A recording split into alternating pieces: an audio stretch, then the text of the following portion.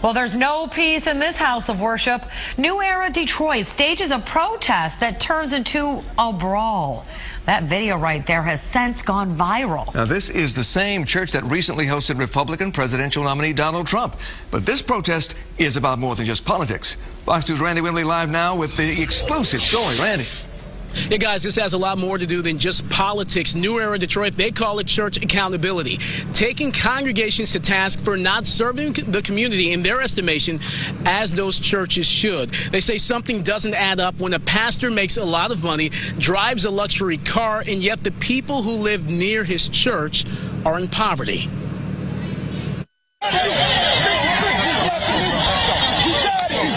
A scuffle inside the sanctuary after New Era Detroit protests during a worship service. Bro, let me go, man. Let's go. Zeke, the leader of the group, offered no apologies for the dust-up at Great Faith Ministry Saturday, only the reasoning behind it. This situation is bigger than just Wayne T. Jackson. This is about black churches and black pastors who live a lavish life on behalf of the people, and they're not giving back to their community. He's referring to Bishop Wayne T. Jackson, the wealthy pastor that welcomed Donald Trump, drives a Rolls Royce, and lives in a mansion. Zeke was there for the offering Saturday. When they started the offering at $1,000, and then they said if you don't got $1,000, then do $300. And if you don't got cash, then we got ATM machines. I don't understand that logic. I don't understand that way of thinking, and I don't understand that to be what religion is. New Era Detroit says the neighborhood surrounding Great Faith Ministries is by and large impoverished. This guy has networks, churches, fancy cars, you know what I mean, $1 million houses, and it's babies in this community that's going without food at night. Somebody has to be frustrated about this enough to do something that will get people's attention. And that's what New Era Detroit did. Here's the thing. Pick up the phone. Call. Right. I want to talk to you, Apostle. Right. Apostle's a very fair man. He would meet with you. He would talk to you. What's your issue? But to do it that way, that is so disrespectful. And members of Great Faith Ministry say New Era Detroit has their church and their pastor all wrong. Our bishop give away homes, cars. They say he's an astute businessman. Juanita Kinney says he's one with a heart of gold. And when he found out that I didn't have anywhere to live, within an hour he was calling me back, telling me to go and look at an apartment. And because of that, and because of the love from him and his wife, I now have my own place. You should talk to people that he's hired. Ex-cons, people that were in prison. He's done so much work for this community. There are homes that he's bought and gave to people. But Zeke don't know that. Many feel New Era Detroit crossed the line and violated a sacred space. They even drew comparisons to Dylan Roof, the man who walked into a church service and gunned down 9 people in Charleston, South Carolina. They can't come in here and think they're going to take over our service, have our women and children, mothers up in here terrified, and they're talking about that they are out there protecting the community. Right. This is a community up in here. Right. Hindsight is 2020. Given all this being said, would you do it all over again? Absolutely. We would definitely do it all over again. Would we tweak something? Absolutely. We would probably tweak up a few things and change it, but going back, no. We would definitely go in there again, and they better get their act together because we just might be back. Even so, the leader of New Era Detroit says he is open to having a sit-down with Bishop Wayne T. Jackson and the pastors of other churches that New Era Detroit has protested. Stay tuned. Hugh, Taryn. Well, Randy, I mean, $1,000 is a lot of money to ask for an offering, but you said about a conversation, but what does the New Era group want the bishop to do, and what do they plan to do if he doesn't? Well, you heard just in that last soundbite, they may show up here again. We don't know if that's going to happen, but he said that's something that they're definitely open to. But New Era Detroit, they say they want to see churches doing more to better serve and improve the living conditions of the communities in which those churches are in. And so this is a story that raises a lot of questions about the function of a church. What does a local congregation owe the community that it's in? And so New Era Detroit, they're definitely raising that issue. They say there are some churches that are doing a good job of this, but in their estimation, there are many that are not. Great Faith Ministries being one of them. It is certainly interesting because we know he's not the only rich preacher out there. So obviously more to come on this one. Thanks, Ray. Yo, YouTube, what's going on? Trey back again and hit you with a video. Now this video right here comes out of Michigan by way of Detroit.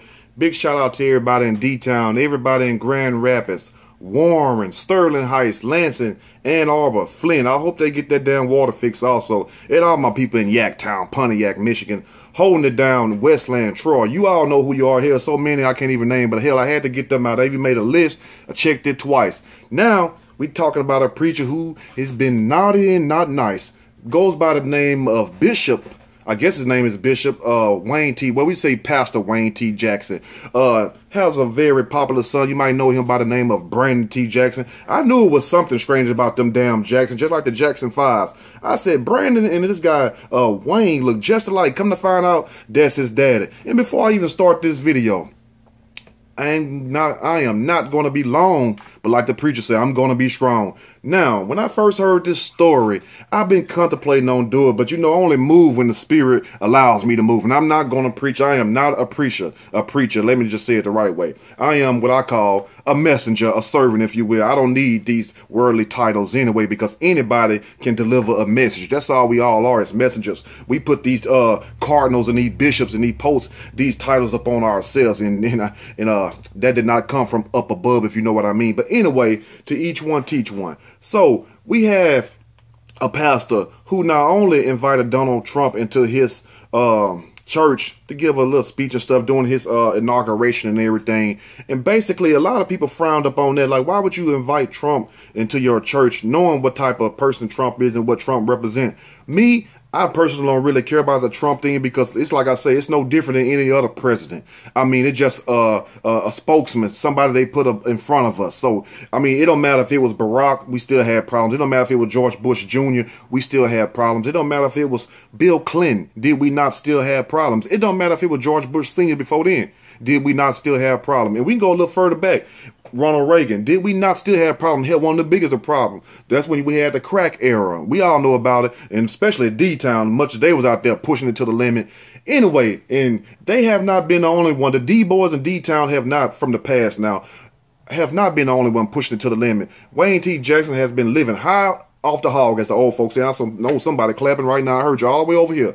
But anyway, now, not only did he asking church for people to give $1,000 in tithes, he also asked, if you don't have 1,000, give 300. And if you don't have cash, guess what, boo-boo? We got ATMs out there in the lobby area, just like Creflo Dollar. And you have to ask yourself, why would you go to a church that has an ATM machine? I mean, what is this? This is what we call modern pimping, if you will. Pimping, since pimping been pimping. Big shout out to Mike Epps. But at the same time, what person takes their money and give to somebody so freely? Because you can sit down and understand and know that word for yourself. And that's why a lot of you all fall by the wayside. And we know the story of the wheat and tares. I'm not going to preach now. I'm just trying to deliver a little message. So what I say is this: study and show thyself approved. Because once you study and show thyself approved, it don't matter what the pastor say. It don't matter what they say. You know what is right and what is wrong. You have that what we call spirit of discernment. So a big fight broke out in the church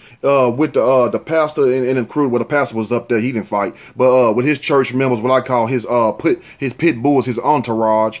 And also with the NED, the New Era Detroit movement. I think the leader's name is Zeke. And big shout out to Zeke for basically standing up for the people, for the community, because I understand his plot. I understand what this guy is trying to do, and he seems like a very good, genuine brother. So big shout out to Zeke if he ever see this video also, because one thing about it, we have to call a spade, because we know for certain, without a shadow of a doubt, that in black neighborhoods, almost on every 5 to 10 corners, some on every other corner, but we'll be more realistic, because this is not a joking matter. On almost every 5 to 10 corners, 10 blocks apart, we have a church. And we have to ask ourselves, why are our communities in this dilapidated position? Why do we live in such poor conditions with low health care, with low standards of living. Our roads are tore up. So what is really going on? Because if there's so much God here, why do we have so much prostitution, so much drugs, so much hate going on, so much drug dealing going on, so much children out of wedlock, just living in a world of sin, if you know what I mean? So we have to think about that. So somebody is evidently is not telling us the truth, or we do not know God personally, because a lot of people profess to know a lot of things, but it's a difference between actually believing something and actually knowing something. Would you rather believe or would you rather know? That's what I want to ask. I'll leave that up to you to decide. I'm going to read a snippet from this story and I'm going to give my opinion. Surely as we go. Wealthy black pastor who welcomed Donald Trump responds to money accusations after brawl break out in his church. And boy, they was tearing that damn church up. Did you not hear that? As soon as he got up there, they set it off. You know what I'm saying? And then I like that little look on his face, like, can you get him out of here? Like he said it so polite and stuff. And they just rustling trying to get, then try to make excuses up. Why not hear the people out? That was the time to talk about it right then. You see what I'm saying? If it was real like that, you would have called, if you didn't have nothing to hide, you would have called Brother Zeke or whoever else, whoever the other people that's the head of that group, up to the altar, the stage, whatever you want to call it, and let's air out our differences in front of the people. That's how you do it. You see what I'm saying? It's just like if somebody called you out and you keep ducking and dodging, people gonna question like, why is he ducking and dodging? Because you ain't got nothing to hide, and it ain't got nothing to do with being physical. Because I mean, what's that's gonna solve? The point is, you could have had a debate right then and there, and basically heard each other grievances, if you will. Now, after a huge brawl recently broke out inside Great Faith Ministries International, a historically black church in Detroit, the pastor Bishop, he is called a bishop, Bishop Wayne T. Jackson is now telling his side of the story. In response to New Era Detroit and activist groups that is accusing him of living a lavish lifestyle, driving luxury cars, and not doing enough to help his impoverished community, he says that this doesn't mean he doesn't give back. Okay, we understand you give back. Hell, I give back, but how much do you give? I don't have that much to give. I'm not dirt poor, but at the same time, I'm not Bishop Wayne T. Jackson or Creflo Dollar or T.D. Jackson. I'm rich, because I don't understand this right here. Because I understand, I don't want to make it seem like I'm bashing these pastors. You see what I'm saying? Even though some of them need to be bashed, not saying that Bishop Wayne T. Jackson need bashed, because you have to say things in a certain way, because people gonna hear what they want to hear. Even though I said that, it's still gonna be somebody, oh, why you bashing Bishop Wayne T. Jackson? No, it's nothing to do with bashing Bishop Wayne T. Jackson. It's basically trying to get an understanding, because not everybody is blind. Some of us can see, if you know what I mean. Some of us see what's really going on inside of these neighborhoods. We're not so programmed to we let everything get past us and we don't notice things. At first we was, but slowly the truth come to the light. Don't they always say that? The truth always come to the light. You can lie to the people, you can swindle the people, you can try to put masks over their eyes so they can't see, or blinders, but sooner or later those masks, them scales gonna come off them eyes and you're gonna see it for what it really is. And the day you do, you're gonna be ready to go kick a door in one of them churches. Now, during a recent interview with Fox 2, Jackson did not deny his lavish lifestyle. Instead, he responded, I have been pastoring and serving this community for 30 years. I have went down and bought washers and dryers for elderly people. We have dinners at my home for school children. I have people living in my home right now that were homeless and they are not paying me a dime. That's fine. One thing that is missing, and one thing that could have solved all that right there, where is the community center for the community? Let me ask you that. Why do these people build basketball courts? We got enough basketball players. Why do we have football programs? We have enough football players. Can't you see what they try to do to the NFL and the NBA? You see what I'm saying? Because you get in there so easily, so they're going to make it tough. So we need more engineers. We need more scientists. We need more developers, stuff like that. We need people of business, not people who just going to use brute strength, raw strength, jumping high, catching the ball, running fast. No, we need people who got this right here, they mind intact, to lead the charge for the new era for our people, so we won't have to grow up in these conditions that we done been subjugated to all this time. Let's continue. Now, he also says that he conducts regular food giveaways to the poor. Thanksgiving dinners for the needy, has created jobs for local ex-cons, and has given away homes. And if that's true, more power to him. I would give him a clap for himself if that is true also. But one thing that we can't negate is the fact that it's easy. That's just like, and let me just put it in a layman term, a realistic perspective for you all. That's just like if you come to me and you give me $10,000 and I turn around and give you $100. What have I really done for you? A Light bulb went off, okay? All right. Now, referring to Zeke, the leader of New Era Detroit, who stormed his church and started protesting during one of his recent services, Jackson comments, "How dare you come into a place where there are children, where there's elderly and widows and grandmothers and do such a thing?" It's the same place why we have these drug dealers in our community that show their ass off in front of the children, the elderly, the widows and the grandmothers and the grandfathers. Don't nobody say nothing about them, but the moment you stand up and speak the truth, oh, we try to notice the babies, the ones who are very old or whatnot, or they cannot properly defend for themselves, and we'll throw them out there in an excuse like, y'all could have hurt somebody. No, but it don't matter when you up in the neighborhoods and the communities you're fighting. It don't matter then. The children, everybody be outside looking at it. Now, it's wrong, and you can't justify it, he adds. Who made him who voted for him? Did the governor put him in office? Jackson said he made him the deputy for black folks or black churches. No, he did not make him, but did you see how he tried to insult the leader Zeke? You didn't have to do all that when he said this right here. Who made him? Who voted for him? God made him. I don't know who voted for him. Maybe the people voted for him, but the Most High made him. Did the governor put him in office? No, the governor didn't have to put the man in office, because if that's what he chose that he needed to do in his heart, that's what he should have done. You know what I'm saying? That's the difference between being dedicated and passionate about something than doing something for a damn paycheck or something. Now, Jackson said, who made him the deputy for black folks or black churches? Like, why not just hear the man grievances? But at the same time, when people ain't got no leg to stand on, they'll try to tear you down with it. So what they try to do is, when you come at them with the truth, they come back with you with something like, well, who put you in this position? How can you speak for all of us? But that's not what the man is there for. The man is basically trying to get a point across. Maybe the other people don't have what we call balls enough, kahunas enough to stand up to a guy like Bishop Wayne T. Jackson. You see what I'm saying? Because we see these people, you know, and we look them as in the physical aspect of having power. So therefore some of us cower out and you know, just settle down a little bit instead of confronting that Goliath. You feel what I'm saying? Sometimes you have to look at it like that, like David and Goliath. A lot of people are scared of Goliath because Goliath was a big guy, but guess what? It took one stone to the head to take Goliath out. Not saying that Zeke was going to hit the pastor with a stone. No, I'm not saying that, promoting violence. What I'm saying is that it took somebody of courage to stand up. Somebody that has passion and love for his people, because who else stood up? Nobody else, not far as being a leader. So that's why I say the people voted him for the leader, not the governor. You don't need no governor in this. Now, Zeke says he became infuriated during one of the services when the pastor started soliciting offers for $1,000. And this is where the state get real juicy at, so bite into it slowly, if you will.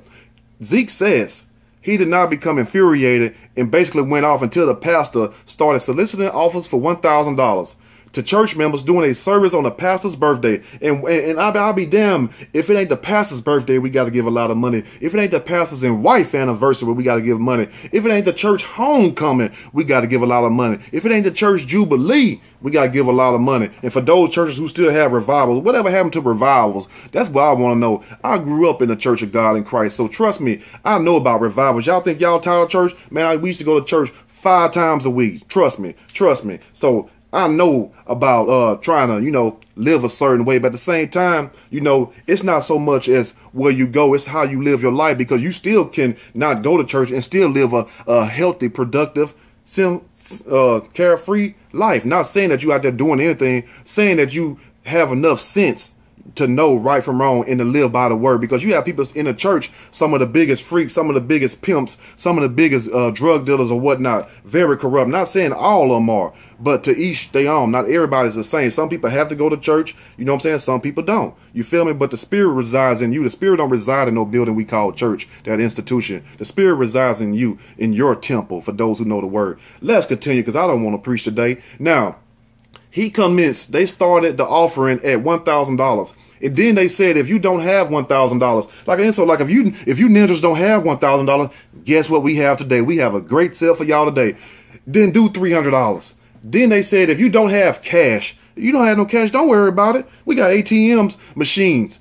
I don't understand that logic. I don't understand that way of thinking. And I don't understand that to be what religion is. But guess what? Religion is a way for them to get paid tax-free and all this other stuff. Then sit back and talk about what they done. But when the people done it for you. Now, if you came in the game a millionaire, and I'm not saying, hear me out before the video ends. This is how you know if people watch the whole video or not. I'm not saying that you shouldn't be rewarded for what you do. But if you doing this just for a paycheck and you know you ain't telling the people the truth, because guess what they say the truth do? The truth set you free. And it's strange how we still in captivity, but we talk about so much freedom. So where's the truth coming from? That is something for you to think about, because guess what? A lot of these people know the truth. These people that they put over us, they know the real truth, but they would not teach the babies, since they want to talk about the babies, the elderly, the grandmothers. They would not teach them the truth also, because we just go in there, we hear the same thing.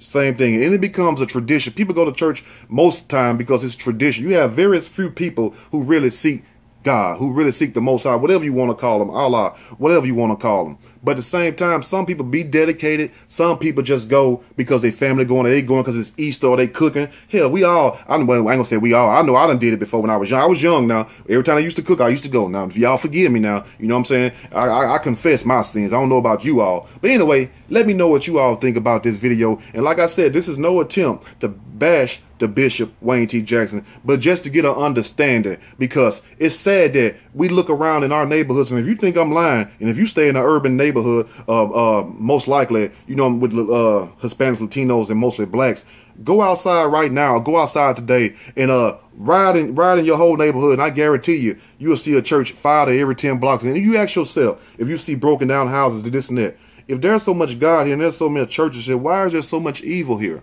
Something is not right with this picture. Let me know what you all think. And big shout out to Zeke for standing up. Even though some people say that he was rude and he overstepped his boundaries and that he shouldn't have did that in church, I understand them too, because, you know, I understand both sides. But at the same time, you know, it takes a very courageous person to stand up, especially to a guy like Bishop Wayne T. Jackson. Not saying he's some he-man or this or that, but he is a man of prominence, of power also. So for this guy to do that, you know what I'm saying, carry the city on his back, we should respect him for that at least. And at least the bishop should have heard the man out. It wouldn't even have to come to all that, because if I was the preacher, you know what I'm saying, if I ain't got nothing to hide, I would call you up there, you know. But at the same time, they talk about his networks. Okay, he got a TV network. Then he also got 10-bedroom houses and all this stuff, Rolls Royces. All that's cool and dandy also. But at the same time, you know, if you already blessed and you living high off the hog, how much money do you need? That's all I'm saying. How much money do you need? And we should think about one thing before we go. What does it say about the rich man trying to make it to heaven? It'll be easier for a camel to go through the need of an eye than a rich man to make it to the kingdom of heaven. Ain't that something? Which mean man do not want to depart with his money. Anyway, let me know what you all think about this video. If you like the video, push that like button. If you like the video, subscribe to the channel. Definitely share the video. And at the same time, you know, study and show thyself to prove. Study and show thyself to prove, because I was brainwashed. And I admit that. You have to admit, just like being a drug addict, you have to admit that you're a drug addict. Or if you have any kind of addictions, whether it's to sex, whether it's to porn, whether it's to alcohol, whether it's to running the streets, basically sleeping around with different men and women, you know, you have to admit you have a problem. Like, I admit that I used to take everything they said verbatim. You know what I'm saying? Like they said, I believed it, until I learned and I wised up and I thought better and I seen better. I'm like, well, this ain't right. Why is this way? And why is this way? And that's what you need to do. You need to start questioning things and stop taking everything somebody say as face value, like that is the hardcore truth, because it's not. It's not. Anyway, that's for you to learn and decide on your own. Y'all stay blessed. Have a good day. I'm out.